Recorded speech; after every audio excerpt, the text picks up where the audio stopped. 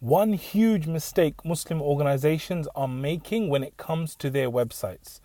In this video, I'm going to share with you something that I've seen which is very, very common in different Muslim websites. And I think it's got such a simple fix which would really, really help them to increase their customers, their revenue and impact. So by the end of the video, I'll explain exactly what it is and you'll be able to do it very simply yourself as well. So what this relates to is actually the website and the visitors that come there. A lot of the money to do with advertising is generated by sending traffic to websites. So what happens is you pay Google AdWords or you pay Facebook or you pay someone else to send traffic to your website. Now, when those people arrive, let's say 100 people arrive, there'll be some people who will basically bounce from the website. There'll be some people who just arrive on the website and they will disappear from it immediately, right? There'll be others who will browse through some of it and then they will leave. And then there'll be a tiny percentage of people who will browse through it and then take some sort of action, right? So this is naturally the way traffic goes when it comes to websites.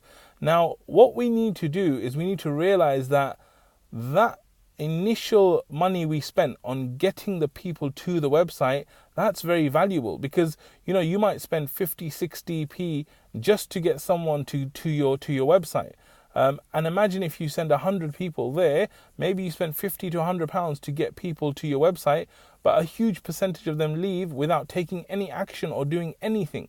So what we need to do is we need to ensure that we have a way of targeting these people, because the fact that they came to your website means that they have some level of interest or some level of relevance to what you're doing. And therefore, we now have narrowed them down from the whole pile of people on the internet. We've narrowed them down to these type of people that have visited our site, right? So what we need to do is we actually need to use a very simple tracking tool called a pixel.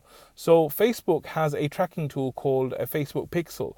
And almost all the professional big websites that you see will have Facebook pixels installed. The mistake that Muslim organizations are making is that they don't install the pixel. So what the pixel does is it basically records everyone that comes to your site. And through that pixel, you can create an audience. So for example, you can create an audience of all the people that visited your website in the last 180 days. Okay. Now this is very powerful because, a lot of us are saying, well, we're doing content, we're doing Facebook posts and stuff like this. What do we do to make them more engaging? Well, what you can do is you can actually target the people that came to your website because they're the ones that are engaging with your website. So you target those people and you'll find that you actually get a much better engagement with them. So the pixels are a very, very powerful thing for tracking how people are not only visiting your site, but what kind of pages are they going to? What kind of actions are they taking?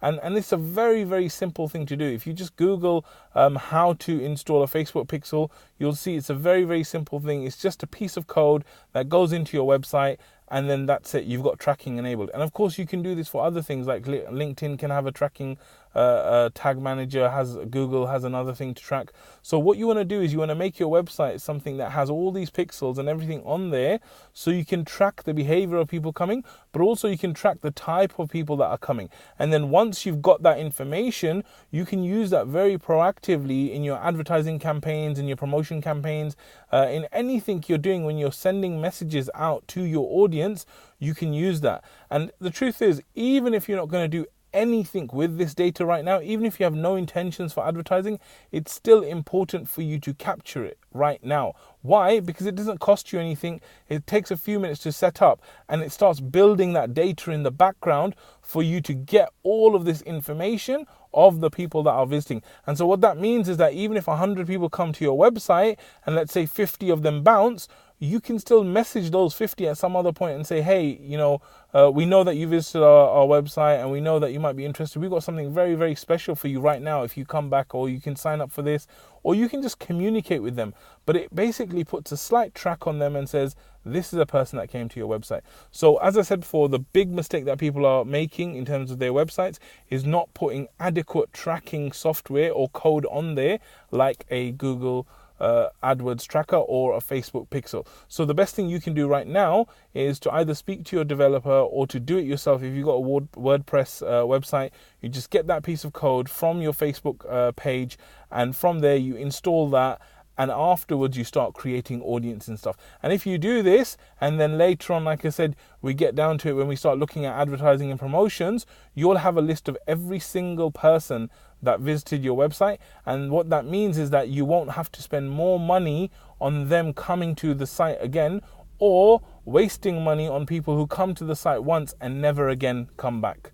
So that's the tip for today. I hope it was useful. And if you've got any questions, you can always message me, or you can make comments as well, and I'll try and help out if I can. Jazakallah khair. Assalamu alaikum wa rahmatullah.